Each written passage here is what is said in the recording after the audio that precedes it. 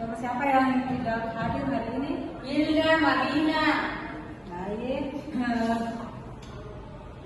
Mereka sakit atau? Alfa.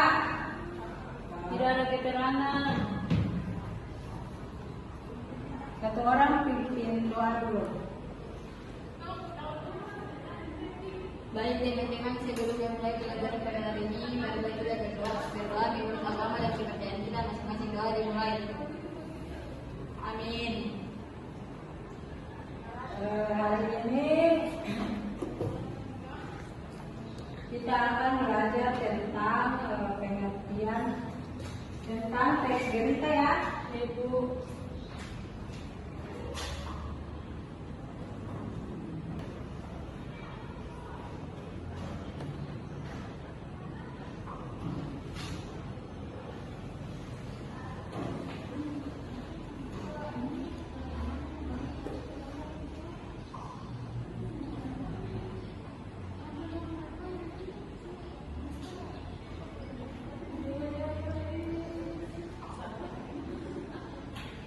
Baik, hari ini tuh kita belajar tentang pengertian teks berita, unsur-unsur teks berita, struktur teks berita. Ada yang tahu tentang pengertian teks berita? Tahu. Apa berarti? Coba jelaskan sedikit. Teks berita adalah tulisan yang menyampaikan informasi mengenai peristiwa atau kejadian yang aktual atau faktual kepada masyarakat. Bagus sekali, benar sekali apa yang dijelaskan oleh teman kalian tadi tentang pengertian teks berita. Ibu akan menjelaskan sedikit tentang teks berita. Pengertian teks berita adalah teks yang menyampaikan kabar atau informasi mengenai peristiwa faktual dan aktual kepada masyarakat. Faktual artinya sesuai fakta dan tidak mengada-ngada, sedangkan aktual artinya hangat atau baru saja terjadi. Misalkan pada banyak sekali belakangan ini terjadi peristiwa-peristiwa misalkan kebakaran, pemerkosaan dan lain-lain. Selanjutnya yaitu unsur-unsur teks berita. Ada yang tahu ada berapa unsur teks berita? Nah, Apa-apa saja? apa, siapa, kapan, di mana, mengapa, bagaimana. Benar sekali yang dikatakan Miranti, yaitu ada 6 unsur teks berita, yaitu apa? Kata apa digunakan untuk menjelaskan peristiwa yang terjadi. Yang kedua, di mana? Kata di mana digunakan untuk memberitahu lokasi peristiwa tersebut terjadi. Yang ketiga, kapan? Kata kapan digunakan untuk menjelaskan waktu terjadinya peristiwa. Yang keempat, siapa? Kata siapa digunakan untuk menjelaskan orang-orang yang terdapat pada peristiwa tersebut, bisa pelaku, korban, atau saksi mata. Yang kelima yaitu mengapa. Kata mengapa digunakan jawaban dari penyebab, alasan atau latar belakang peristiwa. Yang keenam, bagaimana.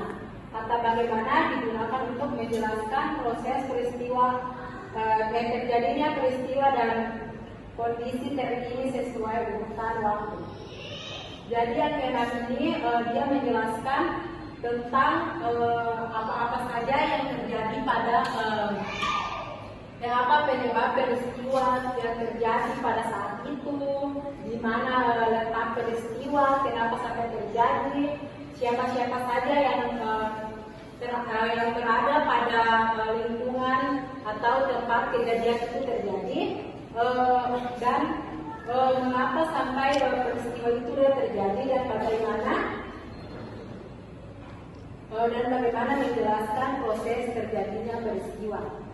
Yang ketiga yaitu struktur teks berita. Ada yang tahu tentang struktur teks berita itu terbagi atas berapa? Belum. Baik, Ibu akan menjelaskan sedikit ya. Jadi struktur teks berita, di dalam teks berita terdapat 3 struktur, yaitu tak boleh diwakilkan, yaitu kepada kepala berita, unsur berita, dan ekor berita. Yang dimaksudkan dengan kepala berita yaitu kepala berita adalah bagian awal yang membuat banyak informasi penting, yaitu apa, di mana, kenapa, dan siapa. Itu adalah kepala berita.